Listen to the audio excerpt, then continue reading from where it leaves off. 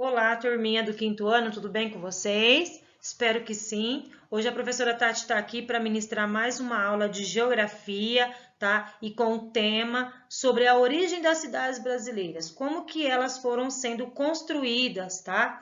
E na aula passada eu expliquei para vocês já esse tema que é referente ao volume 2. Hoje eu estarei agregando mais alguns tópicos, trazendo mais exemplos para vocês de cidades brasileiras aí que são consideradas cidades planejadas e cidades espontâneas, tá? Porque há uma diferença entre esses dois tipos de cidades. Então, pegue o seu livro aí, tá bom? E abram lá na página 2 do seu livro, tá bom? Que é o tema está aí, ó. Tudo bem? Então, vamos lá. Pega o seu livro. Pessoal, é o seguinte, na aula passada eu expliquei para vocês a diferença entre cidades espontâneas e cidades planejadas. Bom, então para mais uma revisãozinha, eu quero dizer para vocês que cidades espontâneas são aquelas cidades que são construídas naturalmente. Conforme vai chegando o povoado, então eles vão se agregando ali sem ter uma estrutura, sem fazer um plano sobre aquela cidade, Então, não há um projeto daquela cidade antes de ser construída. Já a cidade planejada, o próprio nome já diz, É aquela cidade onde ela teve um plano, ela foi o quê? Uma cidade onde foi projetada, Onde o engenheiro foi ali e desenhou uma planta sobre aquela cidade, para que a população que chegasse, ela tivesse aí, uma qualidade de vida melhor, lugares prazerosos para poder estar vivendo. Tudo bem? Então, eu preparei alguns slides para vocês, tá? Trazendo alguns exemplos de cidades que são planejadas e outras são espontâneas. Bom, a primeira que eu peguei aqui para vocês, tá? É sobre a cidade de Goiânia. Aí está a cidade de Goiânia. A cidade de Goiânia, ela foi uma cidade brasileira, planejada desde o século XX, tudo bem? E o que eu posso dizer sobre essa cidade? Que ela foi construída, a construção dela, de forma barroca, tá? Então, eles usaram a arte, hoje ela é considerada como patrimônio mundial da humanidade. Olha só, E isso daí, para ela ser projetada, ela durou quase 10 anos para ser concluída. Então, e com a influência desse estilo da arte barroca, essa capital de Goiânia ela foi planejada para uma população de mais de 50 mil habitantes. Porém, hoje já se passa disso daí. Hoje já tem 1,3 milhões de pessoas por essa cidade. E todo o processo da construção, do plano, do projeto de levantar essa cidade foi desde a época onde quem estava no governo do Brasil era Getúlio Vargas. Ele que deu toda essa ideia, tá? Ele que ajudou para que essa cidade fosse desenvolvida, tudo bem? Então, a cidade de Goiânia é um exemplo de cidade planejada, projetada. Curitiba. A cidade de Curitiba, gente, ela é conhecida como uma cidade modelo, certo? Ela também é considerada como uma cidade planejada. Mesmo ela não ter sido planejada desde lá do início, da origem dela, a cidade de Curitiba ela passou por um processo de reestruturação urbana, entre os anos 70 e 90 aí, que essa reconstrução dela, essa reestruturação dessa cidade, fez com que a capital do Paraná ganhasse fama nacional e internacional, sobre o comando aí quando havia o prefeito Jaime Lerner, A cidade virou referência de transporte público. Então, os ônibus biarticulados, aí eu vou mencionar agora para vocês algumas características dessa cidade de Curitiba. Ó. Os ônibus são biarticulados, as canaletas exclusivas, há um programa de coleta de lixo reciclável e um grande número de parques e áreas verdes fizeram a cidade adotar o título de capital ecológica. Com tudo isso daí, a cidade teve um crescimento populacional. E por ela ter esse crescimento populacional aí, entre os anos 90, 2000, fez com que Curitiba hoje, né, já se coloque no estado de alerta, onde ele vai ter que requerer novas mudanças para estruturar a cidade de Curitiba, porque várias pessoas vão chegar nesse lugar. Então, eles precisam estar estruturados, eles precisam estar ali montando um novo projeto, um novo plano para receber essas pessoas. Tá? Então, a cidade de Curitiba já está tendo que ter uma nova reestruturação, um novo plano. Salvador. Salvador também é considerada uma cidade planejada, tá? E aqui eu vejo que, voltando bastante no tempo, a cidade de Salvador, ela foi a capital da Bahia, ela é considerada um município bem planejado, tá? Porém, há que se considerar que os padrões eram outros quando a corte portuguesa chegou aqui, né? Uma vez que o processo ocorreu desde 1549, né, há quase 500 anos, ela foi a primeira sede do governo geral do Brasil. Então, ela foi concebida para ser uma espécie de cidade-fortaleza. Por quê? Porque recebeu a corte portuguesa, né? Foi dali onde tudo começou os povoados, entendeu? Apesar do terreno, né, ser irregular, os portugueses optaram por um projeto cuja concepção era racional e geométrica. Assim, Salvador cresceu sobre um planejamento que o colocava como uma cidade no meio administrativo e militar, certo? Salvador foi a sede de Portugal no Novo Mundo até 1808, quando a família real chegou aí ao Brasil, certo? Cidade espontânea. Cidade espontânea, então, né? Aqui você, analisando lá no fundo da imagem, você já veja que é uma cidade onde foi crescendo espontaneamente quando houve a ocupação da população, tá? Onde essa população, ao chegar, ela não foi examinada, nem medida e nem calculada. Sendo assim, os espaços propícios não são tão agradáveis para estabelecer uma moradia, né? Bem legal. Ela foi o quê? Ela teve uma estrutura desordenada aí, certo? Está totalmente desordenada essa população aí.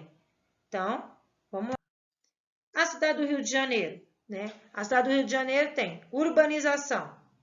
É um crescimento da cidade, tanto em população quanto em extensão territorial. É o processo em que o espaço rural transforma-se em espaço urbano, tá? O que acontece? A urbanização, que é no caso aqui do Rio de Janeiro, ó, a gente pode dizer o quê? Né? Que tá essa aglomeração toda, né? Esse processo aí de crescimento da cidade, por quê? Isso ocorreu a partir do século XVIII, onde houve-se o quê? A Revolução Industrial, onde as máquinas tomaram conta, né? Tomaram lugar do homem, do serviço do homem.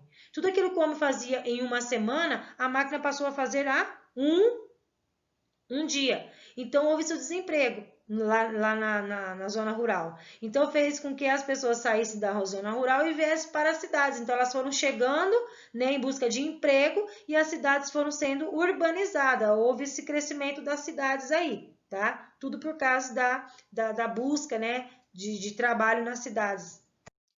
Urbanização. Eu preparei aqui um mapinha mental para vocês verem, ó. Né? O que é a urbanização? É o processo que envolve o crescimento da população e da extensão territorial da cidade.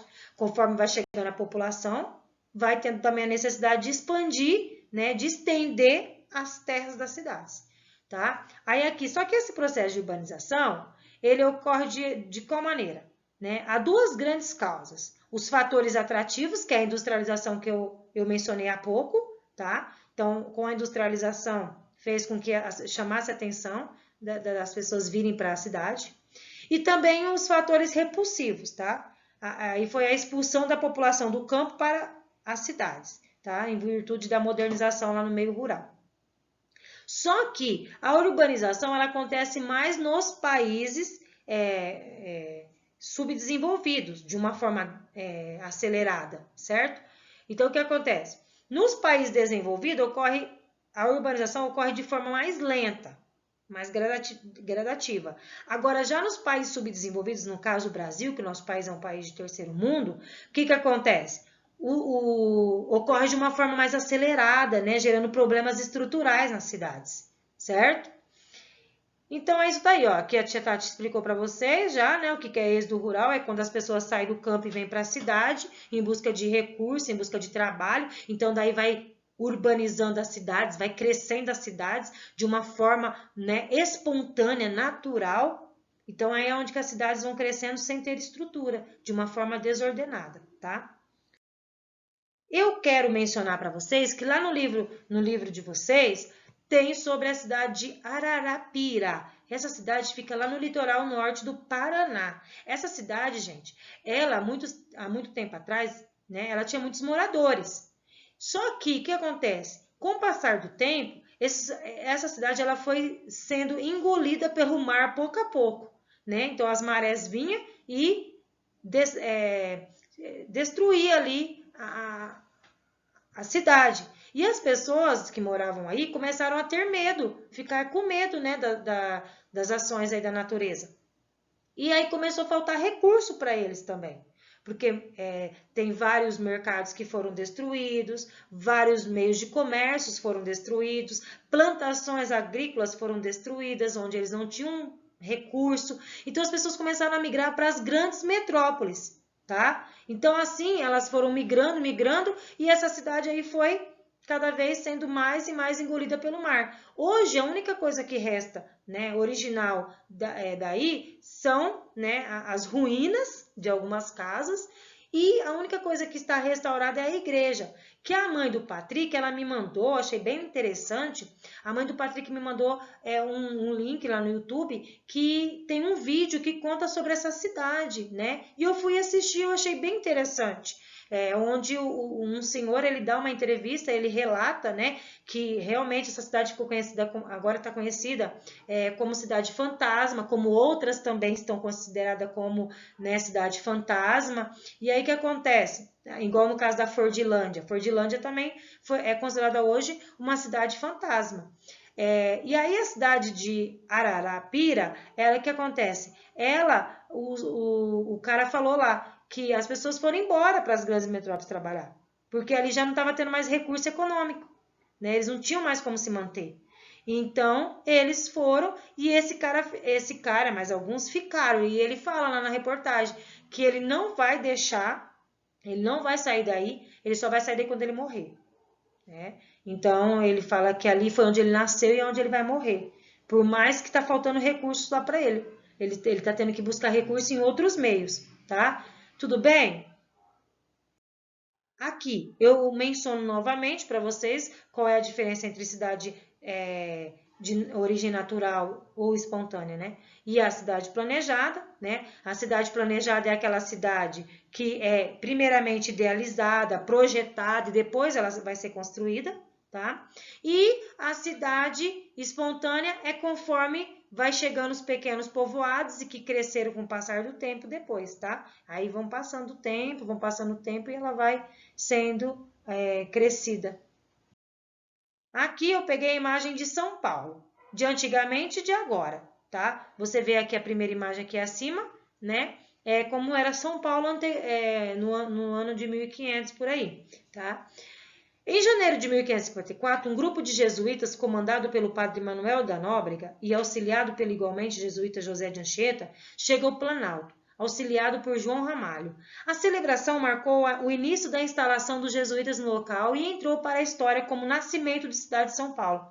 Então, a cidade de São Paulo ela nasceu com a chegada dos jesuítas, e ali os jesuítas eles vieram com o objetivo, ó, olha aí, de catequizar os índios que viviam nessa região.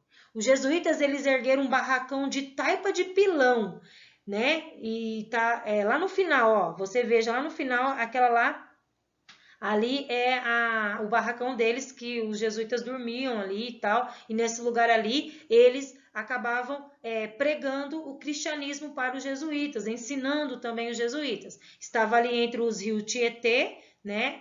E Anhangabaú e Tamanduateí, tá? E essa tribo indígena aí na época, quem é que comandava era o cacique Tibiriçá, né, que comandava essa aldeia Tupiniquins aí. Gente, e vocês, a professora Tati vai levar vocês lá nesse lugar aí, onde vocês vão, hoje nessa região aí fica lá na região da Sé ali, tá, na região central de São Paulo. Eu vou levar vocês no ano que vem só lá, tá? Porque aí vocês vão aprender sobre os povos jesuítas, sobre essa taipa de pilão, sobre o pátio do colégio, tá? Ó, aqui eu menciono para vocês, ó. Em 25 de janeiro daquele ano, dia em que se comemora a conversão do apóstolo Paulo, o padre Manuel de Paiva celebra a primeira missa na colina. A celebração marcou o início da instalação dos jesuítas no local e entrou para a história como o nascimento da cidade de São Paulo. 2 anos depois, os padres ergueram a igreja, a primeira edificação duradoura do povoado. E em seguida, eles ergueram o quê? O pátio do colégio, tá? Que hoje, até hoje, o que tem de origem aí é essa parede é uma parede de taipa de pilão, tá? Que vocês vão aprender sobre isso daí, tudo bem? Chegamos ao final, tá, da nossa aula. Espero que vocês tenham entendido. É assim, ó, estudem bastante. Faça esse resuminho dessa aula no seu caderno de geografia, que lá na próxima aula, que é na quarta-feira que vem, a professora Tati vai pedir para você ler o seu resuminho desta aula. O que você entendeu sobre cidades espontâneas, cidades planejadas, como que surgiu a cidade de São Paulo, a história, né, do surgimento da cidade de São Paulo, que aí entra toda a questão, né, de um pequeno povoado onde entra jesuítas, indígenas, e depois começaram a chegar mais e mais povos, e assim, naturalmente, foram chegando gente, e São Paulo foi crescendo aí sem estrutura alguma, tá bom? Um beijo no coração de vocês, tá? Lembre, estudem! Beijo, gente, até a próxima aula.